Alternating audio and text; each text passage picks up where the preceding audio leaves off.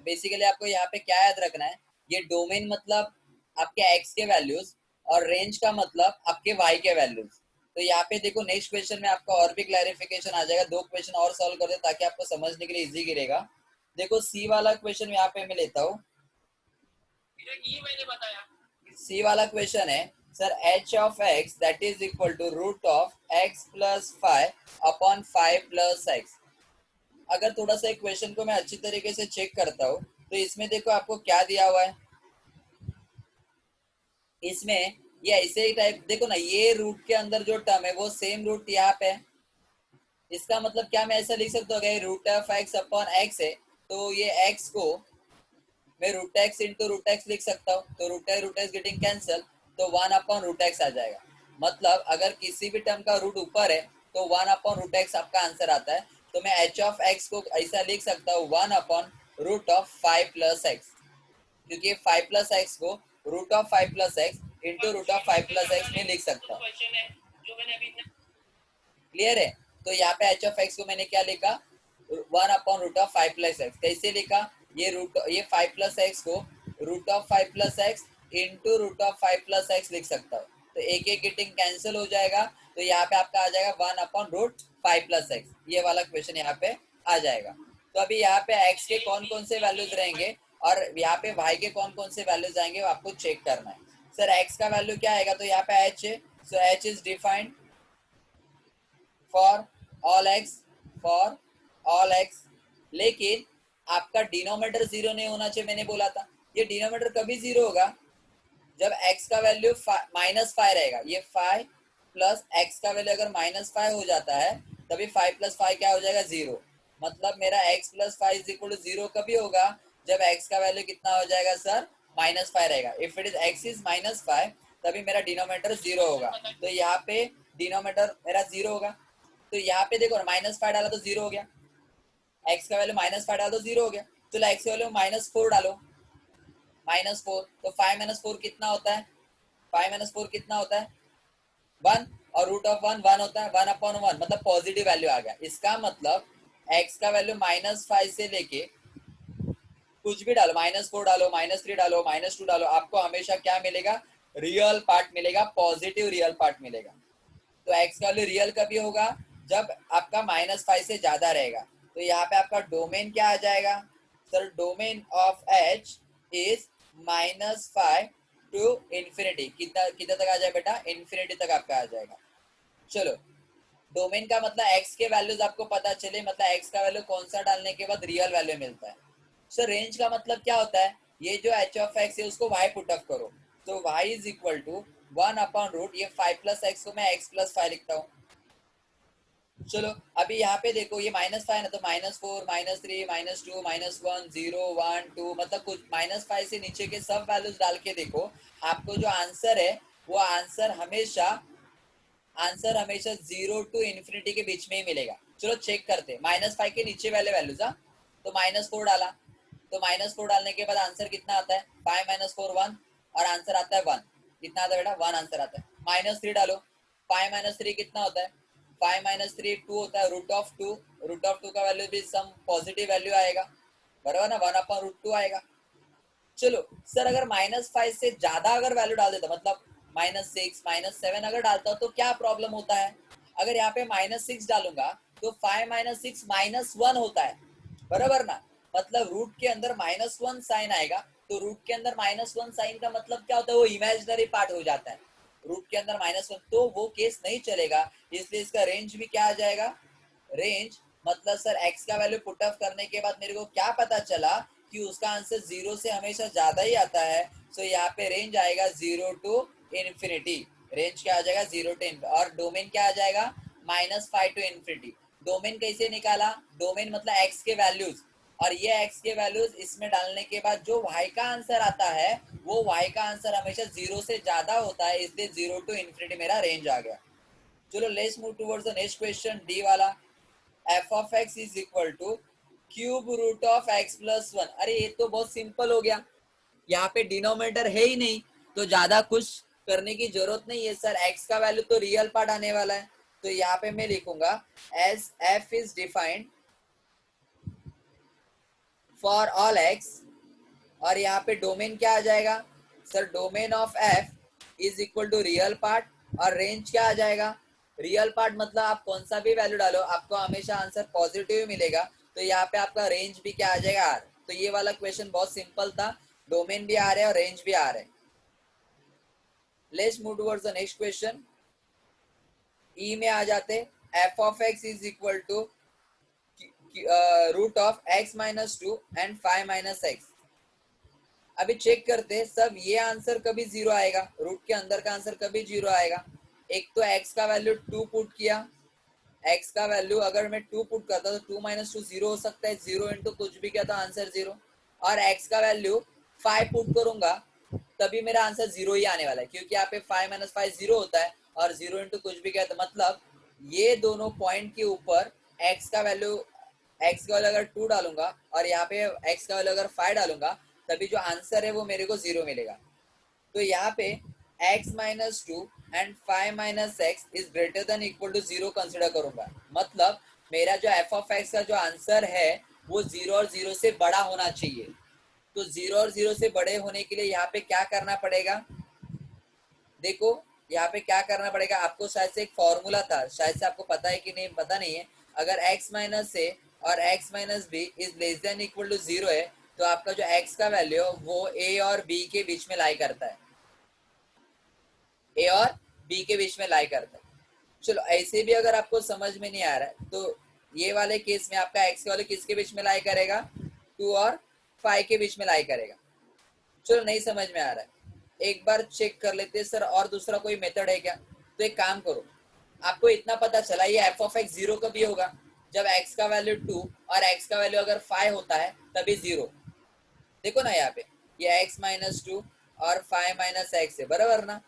चलो इसके आंसर, अगर x का वैल्यू 2 लिया सर, x यहाँ पे 2 पुट करो तो आंसर क्या आएगा, 2 माइनस टू। देखो x यहाँ पे मैंने 2 पुट किया, 5 माइनस टू, 2 माइनस टू क्या होता है जीरो, जीरो इंटू कुछ भी करो आंसर मिलेगा जीरो।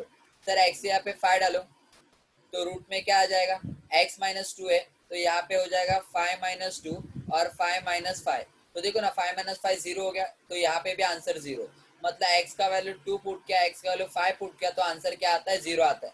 लेकिन यहाँ पे मेरे को आंसर जीरो नहीं चाहिए, वो जीरो से बड़ा होना चाहिए। तो एक काम करता है इसके बीच के वैल्यू डाल के देखता हूँ, तो इसका बीच का वैल्यू कौन सा है, 3 है एंड 4, इन दोनों में से कौन सा भी एक वैल्यू डालो। चलो 3 वैल्यू डालता हूँ, रूट ऑफ एक्स यहाँ पे 3 डालो, 3 minus two and 5 minus three, 3 minus two कितना होता है माइनस वन, 5 माइनस थ्री कितना होता है 2 होता है, 2 into minus one minus two, मतलब इमेजिनरी पार्ट मिल रहा है। अगर 4 भी डाला तो भी मेरे को क्या मिलेगा, इमेजिनरी पार्ट मिलेगा। Sorry 3 minus two positive one होता है, sorry 3 minus two positive one होता है एंड 5 माइनस थ्री टू होता है, तो टू वन जा टू आएगा, रूट टू, मतलब मेरे को यहाँ पे पॉजिटिव वैल्यू मिला। क्या मिला बेटा, पॉजिटिव वैल्यू। इसका मतलब अगर मैं x का वैल्यू 2 और 5 के बीच का डालता हूँ तभी मेरे को आंसर क्या मिलता है, पॉजिटिव मिलता है। इतना तो पता चला। अगर मैं x का वैल्यू 2 और 5 के बीच के नंबर कौन सा भी डालूंगा, सपोज 2 और 5 के बीच में 4 है तो 4 डाल के भी देखो sir, 4 minus two and 5 minus four, देखो x यहाँ पे मैंने 4 लिखा तो यहाँ पे क्या हो जाएगा, 4 माइनस टू 2 होता है, 5 माइनस फोर 1 होता है, 2 इंटू वन 2, तो अगेन रूट 2 आया, मतलब पॉजिटिव वैल्यू आया। तो पॉजिटिव वैल्यू कभी आता है, अगर मैं x का वैल्यू 2 और 5 के बीच का डालता हूँ तो। अगर 5 के आगे का वैल्यू डालता तो क्या प्रॉब्लम होता है, 5 के आगे का मतलब 6 वैल्यू। चलो 5 के 6 वैल्यू डालो तो 6 माइनस टू यहाँ पे हो जाएगा और 5 माइनस सिक्स हो जाएगा। 5 माइनस सिक्स क्या होता है, माइनस वन, और 6 minus two 4, 4 into minus one क्या होता है, माइनस फोर, तो रूट ऑफ माइनस फोर आता है। मतलब अगर 5 के आगे के वैल्यूज अगर मैं डालता हूँ तो मेरे को वहां पे इमेजिनरी पार्ट मिलता है जो कि यहाँ पे नहीं चलेगा। इसका मतलब आपका जो x का वैल्यू 2 से 5 के बीच का चाहिए, इसलिए यहाँ पे मैंने डायरेक्टली लिखा हुआ है x का value which is lies in between 2 to 5। Clear है, एक्स वैल्यू 2 to 5 के बीच, इसलिए यहाँ पे डोमेन क्या आ जाएगा सर, 2 to 5 के बीच में आपका डोमेन आ जाएगा, मतलब एक्स का वैल्यू 2 और 5 के बीच का चाहिए तभी आपका आंसर पॉजिटिव आएगा। तो पॉजिटिव मतलब आपका वैल्यू पॉजिटिव कितना आएगा तो वो भी देखना है, पॉजिटिव मतलब कितना नंबर आ सकता है, रूट टू आ गया, तो ऐसे कितने नंबर आ सकते हैं, किसके बीच में नंबर आ सकते हैं वो भी आपको निकालना जरूरी है। तो अगेन आपका सेम मेथड आपको सॉल्व करना है जो लास्ट टाइम मैंने बड़ा वाला मेथड किया था। क्या किया था बड़ा वाला मेथड में? x माइनस टू और 5 माइनस एक्स, इसको सॉल्व किया था। चलो सॉल्व करते हैं इसको। कैसे सॉल्व करेंगे? पहले x इन दोनों को मल्टीप्लाइड करेगा, x इंटू 5 5x और x इंटू एक्स क्या होता है एक्स स्क्वायर। चलो 2 से मल्टीप्लाइड करो दोनों को भी, माइनस टू इंटू 5 होता है माइनस 10 और माइनस टू इंटू एक्स होता है प्लस 2x। पहले एक्स स्क्वायर लिखो, 5x प्लस 2x कितना होता है 7x, 7x और यहाँ पे माइनस 10 आ जाएगा। इसमें आपको माइनस साइन को कॉमन निकालो, इन दोनों में से सिर्फ कॉमन निकालना है। इन दोनों में से माइनस साइन को क्यों कॉमन निकाल रहा हूँ? क्योंकि एक्स स्क्वायर का कोएफिशिएंट पॉजिटिव 1 होना चाहिए। लास्ट टाइम का सम भी देखो, इसमें भी मैंने 7 कॉमन निकाला था, तो 7 जो कॉमन निकाला था पहले दो टर्म में से ही निकाला था। क्यों? क्योंकि ये पहले दो टर्म को ही मेरे को परफेक्ट स्क्वायर मेथड में फॉर्मेट लिखना है और एक्स स्क्वायर का कोएफिशिएंट 1 करना है, इसलिए 7 कॉमन निकाला था। तो यहाँ पे भी देखो, मैं एक्स स्क्वायर का कोएफिशिएंट 1 होना चाहिए, तो -1 है तो -1 को बाहर निकालूंगा इन दोनों में से, तो यहाँ पे एक्स स्क्वायर माइनस 7x आ जाएगा, -10 को मैंने बाहर ही रखा। अभी यहाँ पे मिडल टर्म कौन सा है? मतलब x कोएफिशिएंट ऑफ x कौन है? 7 है, उसका हाफ क्या होता है? 7/2। हाफ क्या होता है? 7/2 बराबर। और उसका सॉरी यहाँ पे 7/2 नहीं लिखना है, x का जो कोएफिशिएंट है उसका हाफ करो, लास्ट उसको हाफ करना है और हाफ करने में उसका स्क्वायर करना है। तो 7 का हाफ कितना होता है? 7/2 और 7/2 का स्क्वायर कितना होता है? 49/4। देखो 7 को हाफ करो और उसका स्क्वायर करो, तो 49/4 ऐड भी किया, उसको सब्ट्रैक्ट भी करना होता है। उसके बाद -1 पहले 3 टर्म ब्रैकेट के अंदर लिखो और ये -49/4 अगर ब्रैकेट के बाहर लेना है तो -1 से मल्टीप्लाई करना जरूरी है। तो -1 इंटू 49/4 किया तो प्लस 49/4 यहाँ पे आ जाएगा। अब इसका परफेक्ट स्क्वायर कैसे आएगा? यहाँ पे एक्स स्क्वायर पहले का रूट, मिडल टर्म का साइन और लास्ट टर्म का रूट, तो 49 का रूट होता है 7/2 द होल स्क्वायर प्लस इसका क्रॉस मल्टीप्लीकेशन करो, 49 minus 40 divide by 4, so -1 x minus 7/2 the whole square plus यहाँ पे आ जाएगा 9/4। तो इसको थोड़ा सा रीअरेंज करके ऐसा लिख सकता हूँ, 9/4 पहले लिखता हूँ, अरे -1 से मल्टीप्लाई किया मतलब नेगेटिव में ही रहेगा, 7/2 द होल स्क्वायर। इतना तो पता चला आपको, ये जो टर्म है वो हमेशा पॉजिटिव वैल्यू रहेगा क्योंकि उसका स्क्वायर है। ये जो टर्म है हमेशा पॉजिटिव वैल्यू रहेगा क्योंकि उसका स्क्वायर है और स्क्वायर हमेशा पॉजिटिव आता है। अगर 9/4 से मैं कुछ भी यहाँ पे माइनस कर रहा हूँ, बराबर ना, तो जो भी वैल्यू मिलेगा वो 9/4 से कम ही मिलेगा, बराबर ना, 9/4 से कम ही मिलेगा। इसका मतलब